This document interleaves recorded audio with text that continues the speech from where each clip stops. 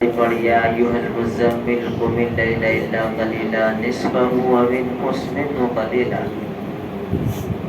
اے نبی جی پوری رات عبادت کرنے کی ضرورت نہیں، پوری رات جاگ کر عبادت کرنے کی ضرورت نہیں ہے، آدھی رات بھی کافی ہے، اس سے آدھی بھی کافی ہے، نصفہ و انقص، آدھی یا اس سے بھی کم، ایک تہائی رات، تو اتنی بھی عبادت کر لیں گے تو کافی ہو جائے گی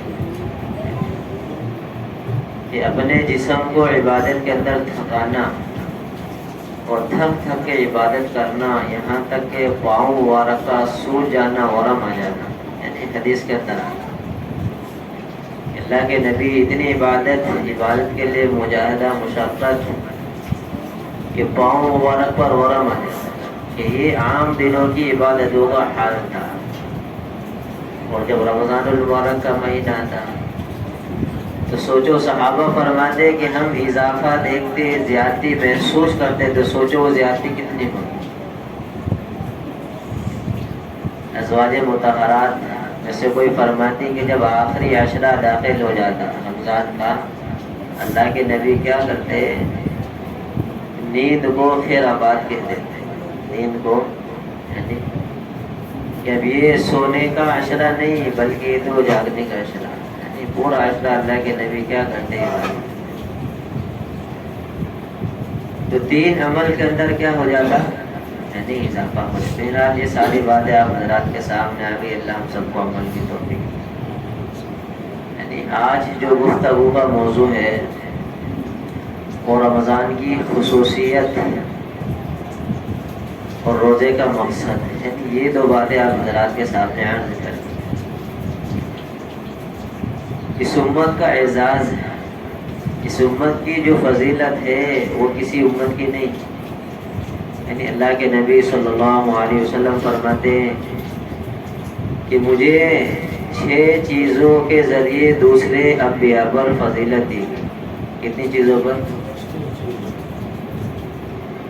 حدیث کے اندر آتا کہ 6 چیزوں کے ذریعے فضیلت دی گئی دیگر انبیاء پر، یعنی جو چیزیں ہمارے نبی جناب محمد الرسول اللہ صلی اللہ علیہ وسلم کو یہ دی گئی کہ کسی نبی کو نہیں دی گئی۔ سب سے پہلی چیز اعطیت بجوامع الکلم، جامع کلمات سے مجھے نوازا گیا، مجھے دیے گئے، یہ کسی نبی کو نہیں دیے گئے۔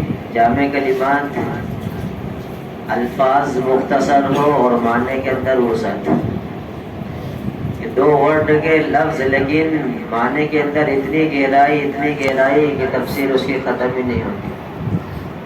اب ہم ایک دعا کرتے ہیں، ربنا آتنا فی الدنیا حسنہ وفی الآخرۃ حسنۃ وقنا عذاب النار، یہ مختصر سی دعا ہے لیکن دنیا کی پوری بھلائی اس کے اندر چھپی ہوئی اور آخرت کی پوری بھلائی اس کے اندر چھپی ہوئی۔ تو الفاظ مختصر ہے لیکن معنی کے اندر کیا ہے، وسعت ہے۔ اور فرمایا نصرت بالرعب، رعب کے ذریعے میری مدد کی گئی۔ اللہ کے نبی صلی اللہ علیہ وسلم مکہ کے اندر موجود، مدینے کے اندر موجود یا کسی دوسری جگہ موجود، اور 1 مہینے کی مسافت کے دور تک اللہ کے نبی صلی اللہ علیہ وسلم کا رعب پڑ رہا ہے، غیروں کے دل کے اندر رعب جمع ہوا اللہ کے نبی کا، تو کیا فرماتے، رعب کے ذریعے میری مدد کی گئی۔ احلت لی الغنائم، غنائم کو کیا کر دیا گیا، میرے لیے حلال کر دیا گیا، یعنی قربانی کا جو گوشت کھاتے یا جہاد کے اندر مال غنیمت جو حاصل ہوتا، یہ دوسری امتوں کے لیے حلال نہیں تھا۔ نظر و نیاز حلال کر دی گئی، یعنی قربانی کا گوشت حلال کر دیا گیا، مال غنیمت حلال کر دیا گیا۔ دیگر امتوں کے اندر کہ پہاڑ پر رکھ دو، فلاں جگہ رکھ دو، قبول ہونے کی نشانی ہے کہ کوئی آگ آتی جلا کر ختم کر دیتی، لیکن اس امت کے لیے اللہ نے ایسا نہیں کیا، بلکہ خود بھی کھاؤ دوسروں کو بھی کھلاؤ۔ وَأَطْعِمُوا الْبَائِسَ الْفَقِيرَ، خود بھی کھاؤ، فَكُلُوا مِنْهَا، کھاؤ، وَأَطْعِمُوا الْقَانِعَ، اور دوسروں کو بھی کھلاؤ، ضرورت مندوں کو بھی کھلاؤ۔ تو یہ اس امت کی خصوصیت کہ مال غنیمت کو کیا کر دیا گیا، حلال کر دیا گیا۔ اور سارے عالم کے لیے اللہ کے نبی صلی اللہ علیہ وسلم کو نبی بنا کر بھیجا گیا۔ دیگر نبیوں کی نبوت اور رسالت محدود ہوتی ہے، علاقوں کے اندر، قبیلوں کے اندر، گاؤں کے اندر، بستی کے اندر، یعنی مدین، سمود، یعنی یہ سارے علاقے، یہ ان کو بھیجا گیا قوموں کی طرف نبی بنا کر۔ لیکن ہمارے نبی جناب محمد رسول اللہ صلی اللہ علیہ وسلم کو اللہ نے سارے عالم کے لیے نبی بنا کر دیا۔ وختم بِهِ النَّبِيُّونَ، نبیوں کا دروازہ مجھ پر کیا کر دیا گیا؟ ختم کر دیا۔ تو یہ خصوصیات ہیں، یہ کیا ہے؟ یعنی خصوصیات ہے۔ اسی طریقے سے رمضان المبارک کی بھی خصوصیت ہے کہ اللہ نے اس امت کو رمضان کی شکل میں جو تحفہ دیا ہے، یہ تحفہ دے کر اللہ نے یہ بتلا دیا کہ اللہ نے اس امت کی مغفرت کا اعلان کر دیا، بشرطے کہ یہ امت چاہے، بشرطے کہ یہ امت چاہے، کوشش کرے۔ اللہ کی طرف سے اعلان ہو گیا، رمضان کا مل جانا اس بات کی دلیل ہے کہ اللہ نے مغفرت کا اعلان کر دیا، بشرطے کہ یہ سعی کرے، کوشش کرے۔ کیا کرے؟ سعی کرے، کوشش کرے کہ جو عمل بتلائے وہ یہ کرے۔ اس لیے کیا فرما دے اللہ کے نبی صلی اللہ علیہ وسلم کہ رمضان المبارک کی پہلی رات آتے ہی گناہ کے جو مواقع یا جن کی طرف گناہوں کو منتقل کیا جاتا، اللہ ان راستوں کو بند کر دیتے۔ اذا كانت اول ليلة من شهر رمضان صفدت الشياطين ومردت الجن، کہ جو سرکش جنات شیاطین ہوتے کہ رمضان المبارک کی برکت، عظمت کی وجہ سے کہ امت یکسو ہو کر سب چیزوں سے ہٹ کر اللہ کو راضی کرنے میں لگ جاوے، کوئی دوسرا بیچ میں آ کر خلل نہ ڈالے، کوئی وسوسہ نہ ڈالے، کوئی اس کو بہکائے نہیں، پھسلائے نہیں، اللہ نے کیا کر دیا؟ راستوں کو بند کر دیا۔ شیطانوں کو، سرکش جناتوں کو اللہ نے بیڑیوں کے اندر جکڑ دیا تاکہ امت کیا ہو جاوے؟ یہ یکسو ہو کر اللہ کی عبادت کے اندر لگ جائے۔ اور اتنا ہی نہیں کیا کہ اللہ رب العزت نے اس امت کو نوازنے کے لیے مچھلیوں کو، یعنی روزے داروں کے لیے مچھلی بھی کیا کرتی ہے؟ دعا کرتی ہے، دعاؤں کے اندر لگا دیا۔ کیا کر دیا؟ دعاؤں کے اندر لگا دیا کہ پانی کی مخلوق اس کے لیے دعا کر رہی، یہ تو آخری حد ہے، سمندر کی تہہ میں مچھلی اس کے لیے دعا کر رہی کہ ساری مخلوق کو اللہ نے روزے دار کے لیے کیا لگا دیا؟ دعا کے اندر لگا دیا۔ یہاں تک کہ مچھلی بھی کیا کر رہی اس کے لیے؟ استغفار کر رہی ہے، اس کے لیے کیا کر رہی؟ یعنی دعا کر رہی۔ حدیث کے اندر کیا آتا؟ حدیث کے اندر آتا کہ جب اللہ رب العزت کسی سے محبت کرتے ہیں تو ملائے اعلیٰ فرشتوں کی مجلس میں، فرشتوں کی محفل میں اللہ تذکرہ کرتے ہیں کہ میں فلاں بندے سے محبت کرتا ہوں، فلاں سے پیار کرتا ہوں، تم بھی اس سے محبت کرو۔ فرشتے اس سے محبت کرتے اور فرشتے آسمان کی مخلوق میں اعلان کر دیتے کہ فلاں بندے سے اللہ محبت کرتے، تم بھی اس سے محبت کرو۔ تو فرشتے آسمان میں اعلان کرتے، پھر آسمان کے فرشتے زمین کے فرشتوں میں اعلان کرتے، تو دنیا کے اندر اس کی محبت کیا ہو جاتی؟ پھیل جاتی۔ دنیا کی ہر چیز اسے کیا کرنے لگتی؟ محبت کرنے لگتی۔ اللہ کے معصوم فرشتے محبت کرنے لگے، یعنی اور زمینی مخلوق محبت کرنے لگی۔ تو یہ اللہ کی طرف سے کیا ہوتا؟ روزے دار کے لیے اعزاز ہوتا ہے۔ ہم نے دیکھا، ہم کتنے لوگوں کو نہیں جانتے لیکن اللہ کے محبوب بندے، اللہ کے برگزیدہ بندے، کتب ابدال، نبی، ولی، رسول، یعنی ان کا نام آتا ہے تو ہماری نگاہ عقیدت سے جھک جاتی ہے۔ حالانکہ ہم نے ان کا زمانہ نہیں دیکھا، ان کی صحبت نصیب نہیں ہوئی، ان کے کردار سے واقف نہیں، لیکن اللہ نے ایک فطری محبت رکھی تو ان کا اللہ کے یہاں درجہ تھا محبوبیت کا، تو اس درجے کی وجہ سے ہم کیا کرتے ہیں؟ یہاں تک کہ اگر کوئی مخالفت کرے، صحابہ کی شان میں گستاخی کرے، یعنی ولیوں کی شان میں گستاخی کرے تو ہم لڑنے کے لیے تیار، جان دینے کے لیے تیار۔ یہ کیا ہے؟ یہی ہے کہ انہوں نے اللہ کے یہاں مقام پایا، اس مقام پانے کی وجہ سے اللہ نے ان کی محبوبیت کا اعلان دنیا کے اندر کر دیا۔ تو اللہ کیا فرماتے کہ ایمان والا جب روزہ رکھتا ہے تو اللہ معصوم فرشتوں میں بھی محبوبیت کا اعلان، بلکہ فرشتے نہیں یعنی جمادات، حیوانات، نباتات، جتنی چیزیں ہیں سب کو اللہ کیا کرتے دعاؤں کے اندر لگا دے۔ تو یہ بھی اس امت کی خصوصیت ہے کہ اللہ نے مخلوق کو کیا کر دیا، یعنی دعاؤں کے اندر لگا دیا، مغفرت کے اندر لگا دیا، اور جنت کو مزین کر دیا۔ اللہ ہر روز جنت کو کیا کرتے یعنی مزین کرتے، کس کے لیے؟ روزے داروں کے لیے۔ اور اللہ نے جنت کے اندر یہ نہیں بلکہ الگ سے ایک اسپیشل گیٹ لگایا، کس کے لیے؟ روزے داروں کے لیے، یعنی نمازیوں کے لیے نہیں، زکوٰۃ دینے والوں کے لیے، حج والوں کے لیے نہیں، لیکن جب روزے داروں کا تذکر آیا تو اللہ نے جنت کے اندر الگ گیٹ لگا، اسپیشل گیٹ۔ اللہ کے نبی فرماتے فی الجنت باب، جنت کے اندر ایک دروازہ ہے، یدعى الریان، جس کو ریان کہا جاتا ہے، یدعى له الصائمون، کہ روزے داروں کو اس سے پکارا جائے گا۔ ومن کان من الصائمین دخل، کہ جتنے روزے دار ہوں گے سب اس دروازے سے داخل ہو جائیں گے۔ ومن دخلہ لم یظمأ ابدا، اور جو داخل ہو گیا اس کو کبھی پیاس نہیں لگی۔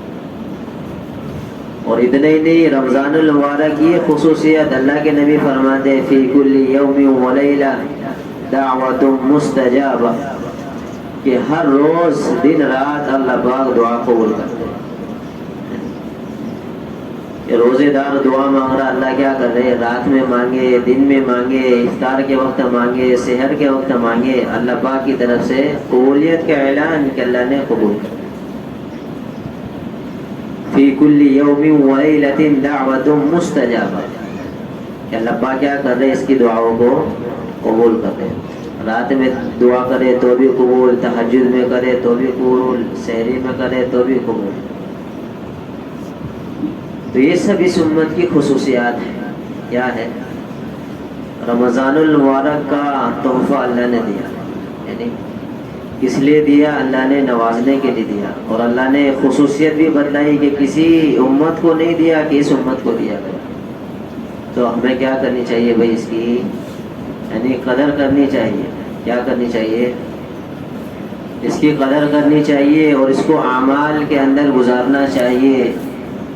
اپنے اعذار کو یعنی اپنی ضروریات کو کیا کرنا چاہیے؟ مختصر کرنا چاہیے، اور زیادہ سے زیادہ وقت یعنی عبادت کے اندر، تلاوت کے اندر، ذکر کے اندر، یعنی اللہ کے حضور راز و نیاز کے اندر کیا کرنا چاہیے؟ گزارنا چاہیے۔ تو یہ رمضان المبارک کی خصوصیات ہے۔ اور رمضان المبارک کی جو سب سے اہم عبادت ہے وہ روزہ ہے۔ سب سے اہم عبادت کیا ہے؟ روزہ ہے۔ اللہ رب العزت فرما رہے ایمان والو، روزوں کو فرض کیا تم پر، کما کتب علی الذین من قبلکم لعلکم تتقون۔ اب انسان کے دل کے اندر بات آ سکتی ہے کہ اللہ نے روزے کو کیوں فرض کیا؟ بھوک سے رک گئے، کھانے سے رک گئے، پانی سے رک گئے، یعنی سب کیا مقصد ہے اس کا؟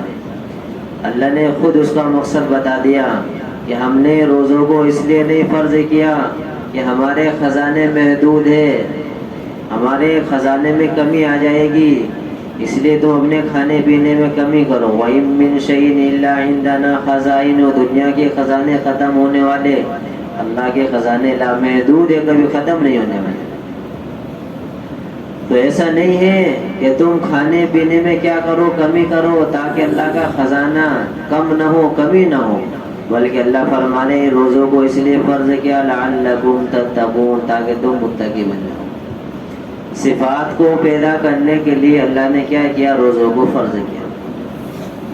اس کو پیدا کرنے کے لیے کہ ہمارے اندر صفات آ جائے، اس لیے عبادتوں کا مقصد یہی ہے۔ ساری عبادتوں کا خلاصہ لب و لباب جو علماء نے بیان فرمایا وہ یہی فرمایا کہ انسان متقی بن جائے، پرہیزگار بن جائے۔ یا ایھا الناس اعبدوا ربکم الذی خلقکم والذین من قبلکم لعلکم تتقون۔ اے لوگو، تم اپنے رب کی عبادت کرو، اس رب کی جس نے تم کو پیدا کیا اور تم سے پہلے لوگوں کو پیدا کیا، تاکہ تم متقی بن جاؤ، پرہیزگار بن جاؤ۔ تو صفت تقوی سے آراستہ کرنے کے لیے اللہ نے روزے کو فرض کیا. یعنی ہر عبادت کے پیچھے جائیں گے، نماز ہو، یعنی زکوٰۃ ہو، حج ہو، قربانی ہو، کسی بھی عبادت کے پیچھے جائیں گے، یہ سب عبادتوں کا مقصد جو ملے گا وہ تقوی میں. کیا ملے گا؟ تقوی ملے گا، اور انسان کے اندر صفات کو پیدا کرنا ملے گا. اس لیے اللہ فرما رہے ہیں تاکہ تم کیا بن جاؤ، متقی بن جاؤ، پرہیزگار بن جاؤ، تمہارے اندر کیا آ جاوے؟ تقوی آ جاوے، یعنی اللہ کا خوف آ جاوے، اللہ کا ڈر آ جاوے. اس لیے حدیث کے اندر کیا فرمایا اللہ کے نبی صلی اللہ علیہ وسلم نے؟ اللہ کے نبی صلی اللہ علیہ وسلم سے پوچھا گیا کہ جنت کے اندر لوگ سب سے زیادہ کن اعمال کی وجہ سے جائیں گے، کس صفت کی وجہ سے جائیں گے؟ اللہ کے نبی نے فرمایا کہ اچھے اخلاق اور اللہ کا خوف. کیا فرمایا؟ کہ اچھے اخلاق اور اللہ کا خوف، ان دو عمل کی وجہ سے سب سے زیادہ لوگ جنت کے اندر جائیں گے. اور جہنم کے اندر سب سے زیادہ فرمایا الفم والفرج، منہ اور شرمگاہ، ان دو چیزوں کی وجہ سے سب سے زیادہ لوگ جہنم میں جائیں گے. اور اگر روزے کے اندر ہم غور کریں تو منہ شرمگاہ کی حفاظت کا نام ہی کیا ہے؟ روزہ. کھانے پینے اور جماع سے بچنے کا نام کیا ہے؟ روزہ ہے. تو منہ کی حفاظت ہو گئی اور شرمگاہ کی کیا ہو گئی؟ حفاظت ہو گئی. تو روزہ رکھنے کی وجہ سے کیا ہو گئی بھائی؟ جنت میں جانے کی ضمانت ہو گئی. اس لیے روزے کا مقصد کیا ہے بھائی؟ تقوی ہے، اللہ کا خوف آ جانا ہے، یعنی گناہوں کو چھوڑ دینا ہے. یعنی سب سے بڑا عابد وہی ہے دنیا کے اندر جو حرام چیزوں کو چھوڑ دے. اللہ کے نبی نے فرمایا اتق المحارم تکن اعبد الناس، حرام چیزوں سے بچ جاؤ، حرام چیزوں سے اپنے آپ کی حفاظت کر لو، تکن اعبد الناس، دنیا کے اندر سب سے بڑے عابد بن جاؤ گے. عابد بننے کے لیے لمبی لمبی نفل، لمبی لمبی تسبیح، لمبے لمبے اذکار کرنے کی ضرورت نہیں ہے. حرام چیزوں سے اپنے آپ کی حفاظت کرو، عابد الناس، سب سے بڑے عابد بن جاؤ گے. اس لیے روزے کا جو بنیادی مقصد ہے میرے بزرگوں دوستوں وہ یہی ہے کہ ہمارے اندر تقوی آ جائے. کیا جائے؟ بھوک پیاس سے دوچار کرنا یہ اللہ کا مقصد نہیں، بلکہ اگر روزے کے دنیاوی اعتبار سے ہم فوائد دیکھیں گے، یعنی ہم حیران ہو جائیں گے کہ ڈاکٹروں کی کیسی کیسی تحقیق سامنے نکل کے آ رہی ہے. بڑی بڑی بیماریوں سے جو آدمی اپنے آپ کو بھوگا رکھتا ہے، بڑی بڑی بیماریوں سے کیا ہو جاتا ہے؟ محفوظ ہو جاتا ہے. اور کتنی بیماریاں اس کے جسم سے روزہ رکھنے کی وجہ سے کیا ہو جاتی؟ ختم ہو جاتی. یہ تو دنیاوی فائدے اگر ہم پڑھیں گے، لیکن دینی سب سے بڑا فائدہ یہ ہے کہ لعلکم تتقون، تم کیا بن جاؤ. اس لیے علماء نے آداب بیان فرمائے، روزے کے کیا بیان فرمائے؟ شیخ نے بھی لکھا ہے کہ روزے کے 6 آداب ہیں. کتنے آداب ہیں؟ سب سے پہلے روزے دار کو یعنی روزے کی حفاظت آنکھ سے کرنی چاہیے. کس سے؟ خالی روزے کے اندر نہیں، خالی رمضان میں نہیں، یہ تو روزے کے اندر مشق ہے. یہ تو روزوں کے اندر مشق ہے کہ رمضان کے علاوہ بھی ہماری نگاہیں کیا ہونی چاہیے؟ محفوظ ہونی چاہیے. النظر سہم مسہوم من سہام ابلیس، بتایا گیا نظر کو کہ نظر شیطان کے تیروں میں سے ایک تیر، نظر شیطان کے زہریلے تیروں میں سے ایک تیر ہے کہ نگاہ لگتی ہے، جمتی ہے اور دل کے اندر بات آتی ہے اور گناہ کرنے کا جذبہ پیدا ہوتا ہے. اس لیے جذبہ پیدا ہی نہ ہو، اللہ نے کیا کر دیا؟ یعنی یغضوا من ابصارہم، اپنی نگاہ کو پست رکھو. کیا رکھو؟ اپنی نگاہ کو پست رکھو. اللہ نے کیا کر دیا؟ نگاہ کو نیچی رکھنے کا حکم دے کر گناہوں کے جذبے سے کیا کر دیا؟ ختم کر دیا. تو روزے کی حالت میں ہماری نگاہ کیا ہونی چاہیے؟ پاک ہونی چاہیے. دوسری چیز ہماری زبان بھی کیا ہو؟ پاک، یعنی زبان بھی پاک ہو غیبت سے، یعنی چغل خوری سے، جھوٹ سے، بہتان سے، لغویات سے، لایانی سے، ہر چیز سے کیا ہونی چاہیے؟ زبان محفوظ ہونی چاہیے۔ اس لیے اللہ کے نبی نے کیا فرمایا؟ من لم يدع قول الزور والعمل به فليس لله حاجة ان يدع طعامه وشرابه، کہ روزہ رکھ کر بھی جو جھوٹ بولنا نہ چھوڑے، بدگوئی غیبت سے باز نہ آئے، اللہ کو اس کے بھوکے پیاسے رہنے کی کوئی ضرورت نہیں۔ اللہ کو اس کے بھوکے پیاسے رہنے کی کوئی ضرورت نہیں۔ اس لیے ایک حدیث کے اندر فرمایا اللہ کے نبی نے، روزہ تو ڈھال ہوتا جب تک اس کو پھاڑا نہ جاوے۔ تفسیر پوچھی گئی، فرمایا پھاڑنے سے مطلب یہ ہے کہ غیبت سے نہ رکنا اور جھوٹ سے نہ رکنا۔ تو آنکھ کی بھی حفاظت ہو، زبان کی بھی حفاظت ہو، کہ زبان جو بھی بولے صحیح بولے، یعنی زبان جو بھی بولے صحیح بولے۔ اس لیے حضرت ابو بکر صدیق رضی اللہ تعالیٰ کے بارے میں کیا تھا؟ اپنی زبان کو روزانہ پکڑ کر اس سے منت و سماجت کرتے کہ اللہ کے واسطے تو کیا رہنا، درست رہنا، تو درست رہی تو ساری چیزیں درست رہے گی، اور تو ٹیڑھی ہو گئی تو ساری چیزیں کیا ہو جائے گی؟ ٹیڑھی ہو جائے گی۔ چھوٹی سی زبان ہے لیکن اس کا ایک ایک ورڈ، ایک ایک جملہ اس کو جہنم میں لے جانے کے لیے کافی، اور ایک ایک جملہ جہنم سے بچانے کے لیے کافی۔ 100 سال کا بوڑھا ساری زندگی کفروں کے اندر گزار دی، آخری عمر میں لا الہ الا اللہ محمد رسول اللہ سچے دل سے پڑھ لیا، جنت میں جانے کا کیا ہو گیا؟ اعلان ہو گیا۔ تو زبان ہماری کیا ہونی چاہیے بھائی؟ یعنی محفوظ ہونی چاہیے۔ ہمارے کان بھی کیا ہونے چاہیے؟ غلط سننے سے اپنے کان کو بھی کیا رکھنا چاہیے؟ محفوظ رکھنا چاہیے۔ اور چوتھی چیز کیا فرمائی؟ کہ افطار کے وقت حلال روزی کا اہتمام کرنا چاہیے۔ انسان کے نیک عمل کے اندر سب سے بڑا جو دخل ہے اعمال کے اندر، وہ حلال روزی کا ہے۔ اس کا ہے، اس لیے باقاعدہ اللہ رب العزت نے نبیوں کو حکم دیا۔ کیا دیا نبیوں کو؟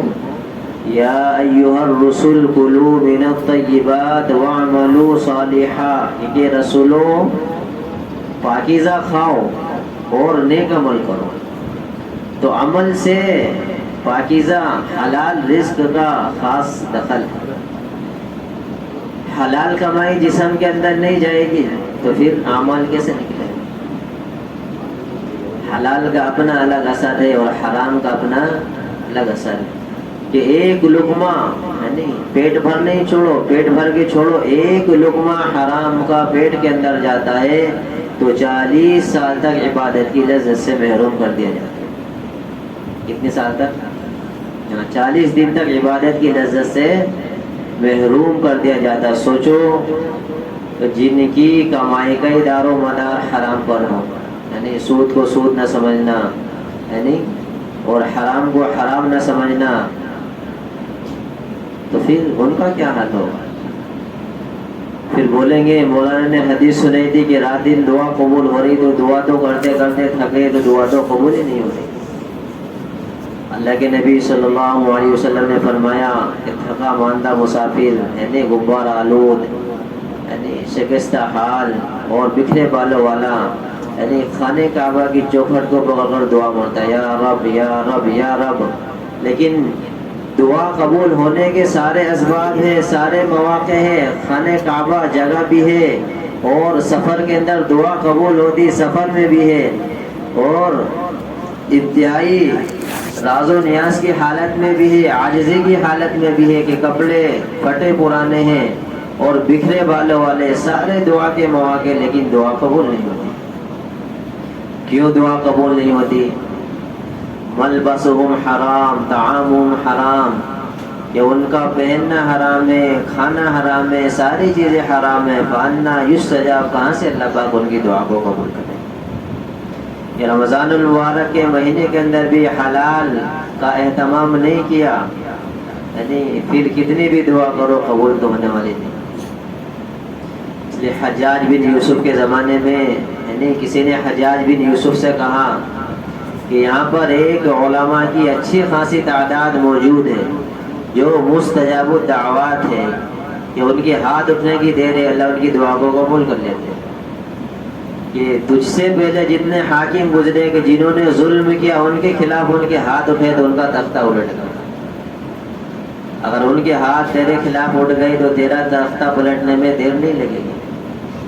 اس لیے اس نے حجاج بن یوسف نے کیا کہا, اس نے بولا کہ سب کی لسٹ بنا دو, جتنے مجھ سے اب دعوات ہیں ولی ہیں سب کی لسٹ بنا کے دو.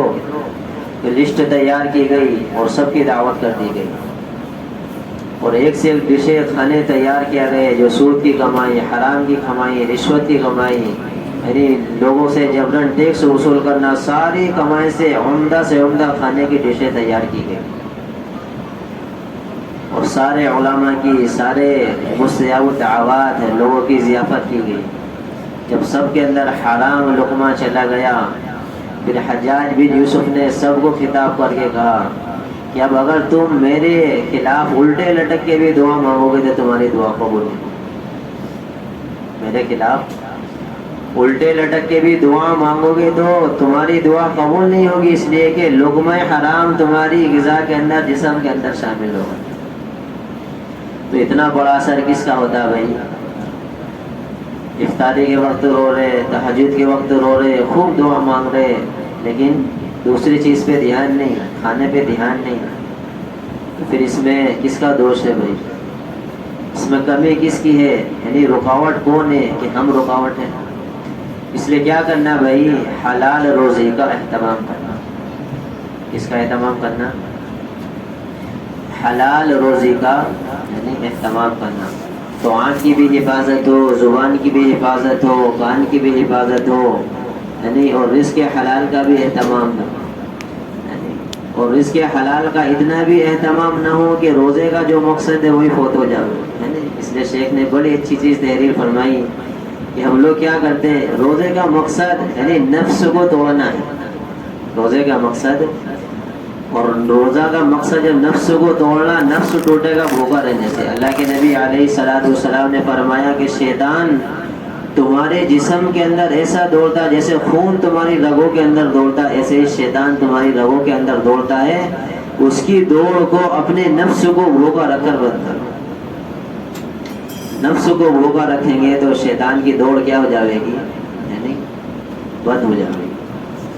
تو رزق حلال کا اتنا بھی اہتمام نہ ہو کہ روزے کا جو مقصد ہے وہی فوت ہو جائے. اس لیے شیخ کیا تحریر فرماتے, کیا لکھا شیخ نے کہ افطار کے اندر ہم لوگ اتنے پکوان کا اہتمام کر لیتے ہیں کہ غیر رمضان میں بھی ان کا اہتمام نہیں ہوتا. اب پورے دن ہم نے نفس کو بھوکا رکھا, یعنی نفس کیا ہو گیا؟ کمزور ہو گیا. لیکن افطار میں یعنی ماشاءاللہ اتنے پکوان ہم نے تیار کیے کہ جو ہم بھوکا رہے تھے سب کی کیا ہو گئی؟ تلافی ہو گئی. تلافی مافات, یعنی یہ جو چھوٹ گیا تھا اس کی تلافی ہو گئی, بلکہ اس سے بھی زیادہ کیا ہو گیا؟ اہتمام ہو گیا. اور سحری جب ہم نے کی تو اتنا ہم نے زیادہ کھایا کہ ڈکارے آنے لگا.